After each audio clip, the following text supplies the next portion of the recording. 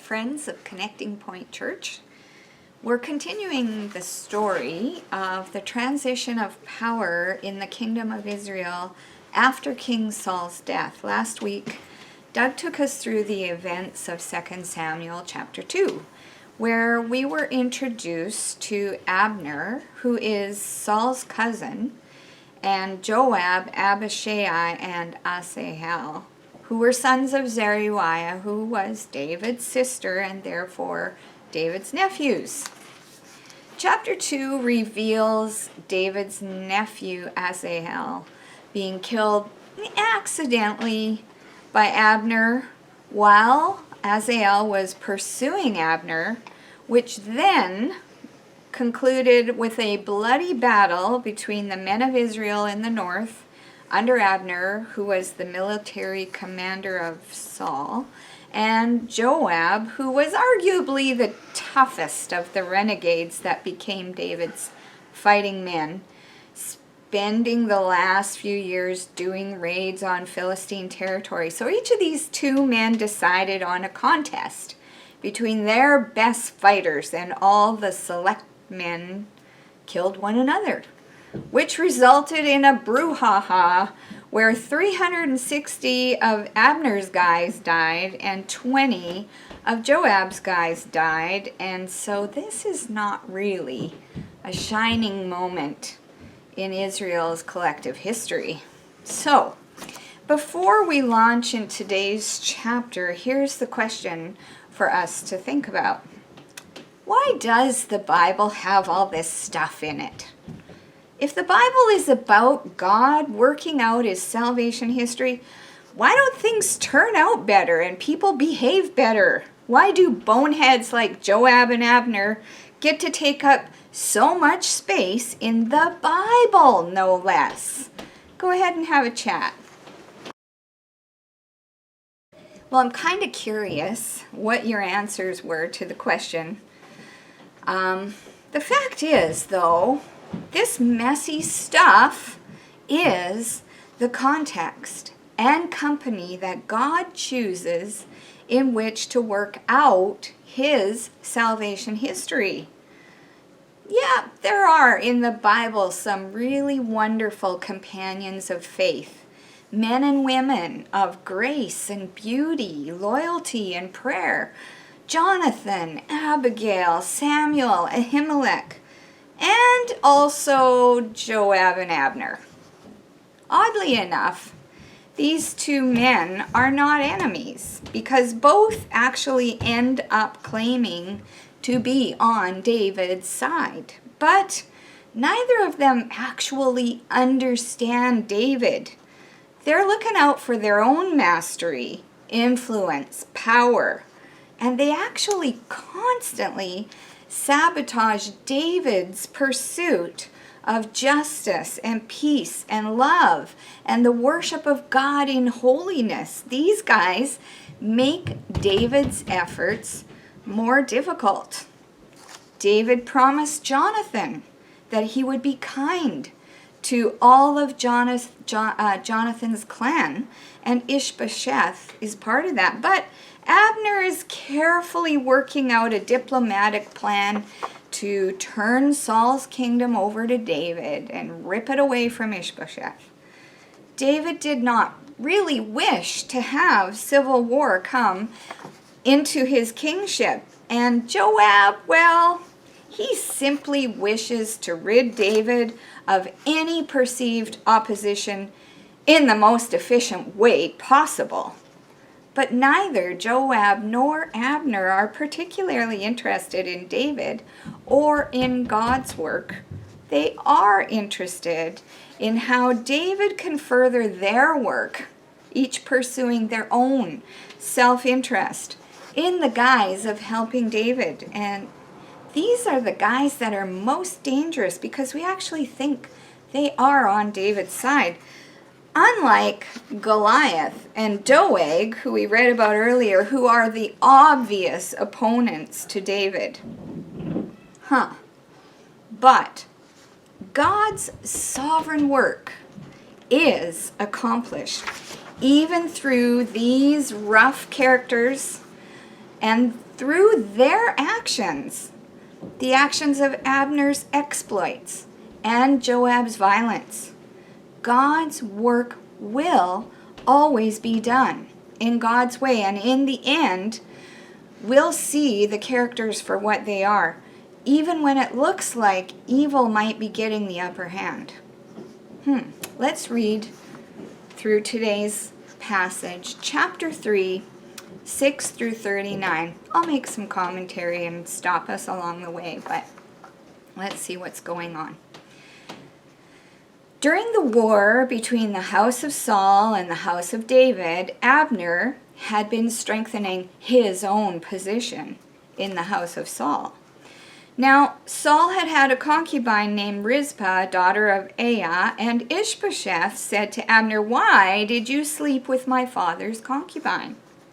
Abner was very angry because of what Ishbosheth said, so he answered, "Am I a dog's head on Judah's side? This very day I am loyal to the house of your father Saul and to his family and friends. I haven't handed you over to David. Yet now you accuse me of an offense involving this woman.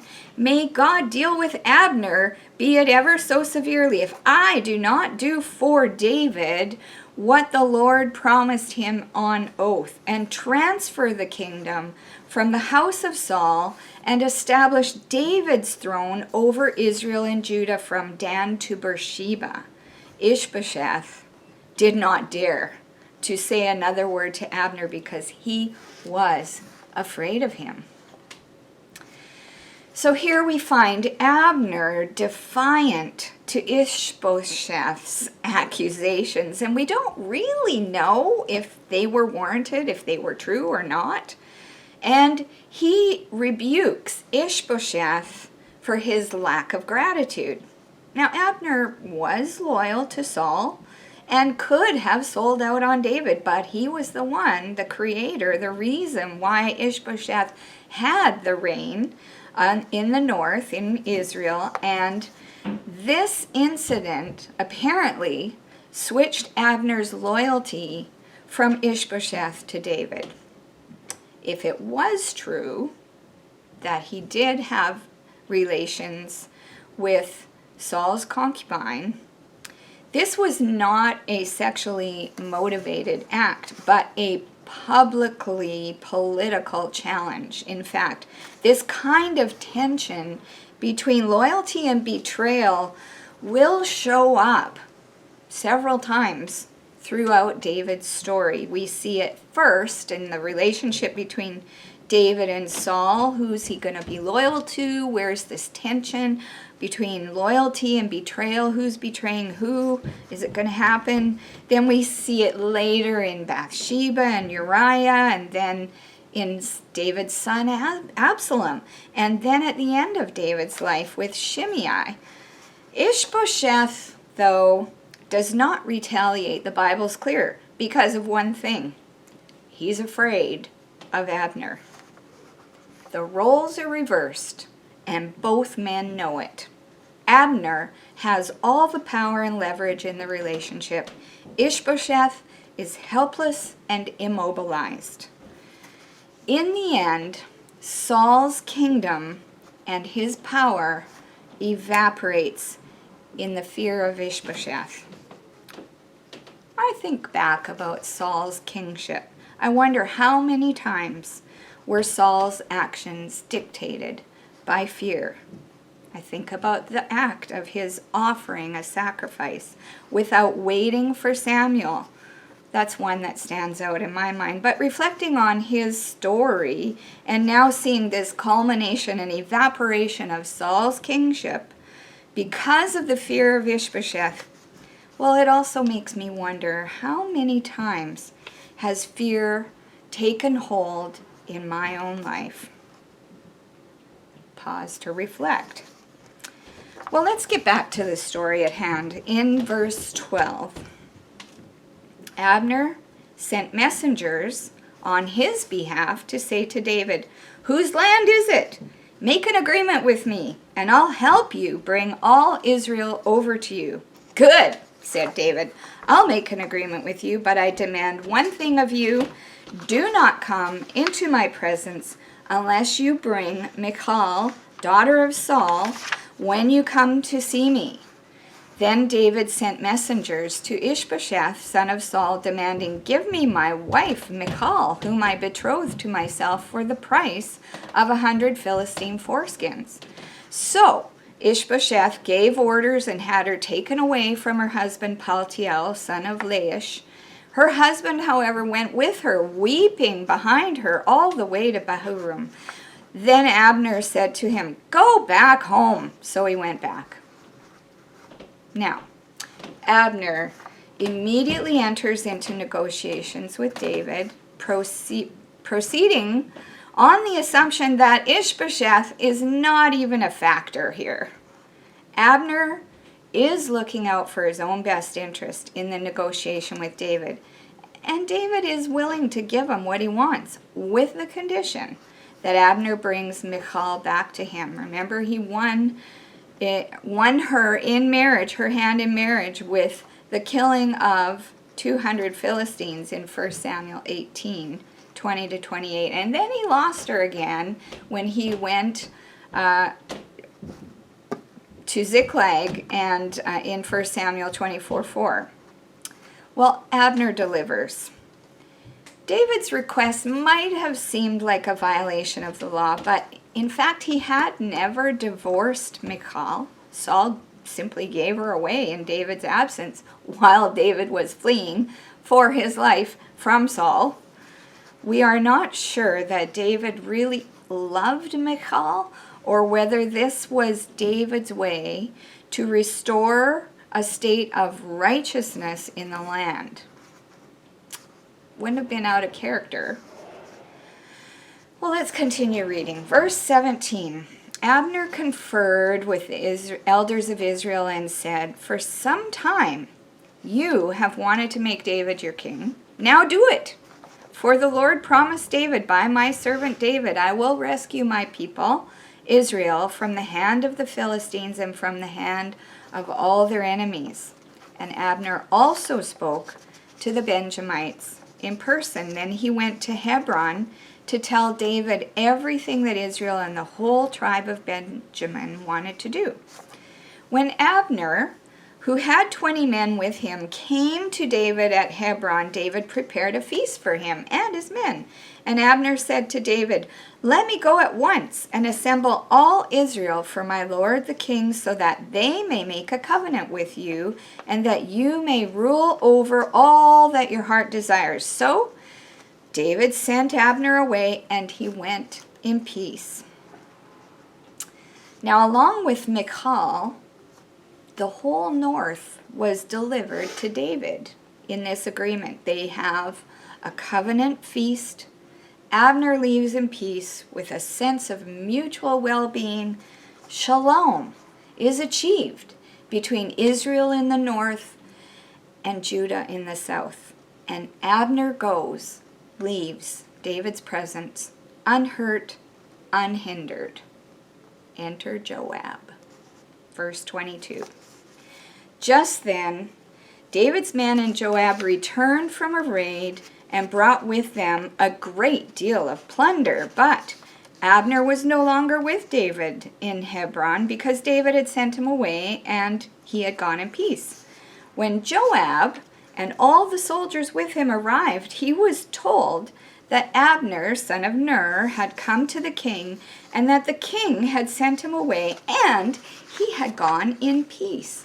So Joab went to the king and said, "What have you done? Look, Abner came to you. Why did you let him go? Now he's gone.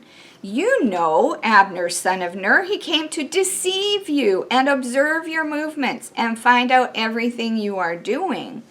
Joab then left David and sent messengers after Abner, and they brought him back from the cistern at Sirah. But David did not know it.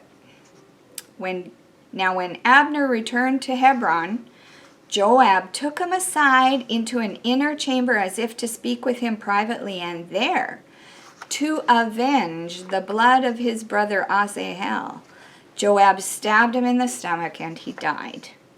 Later, when David heard about this, he said, I and my kingdom are forever innocent before the Lord concerning the blood of Abner, son of Ner.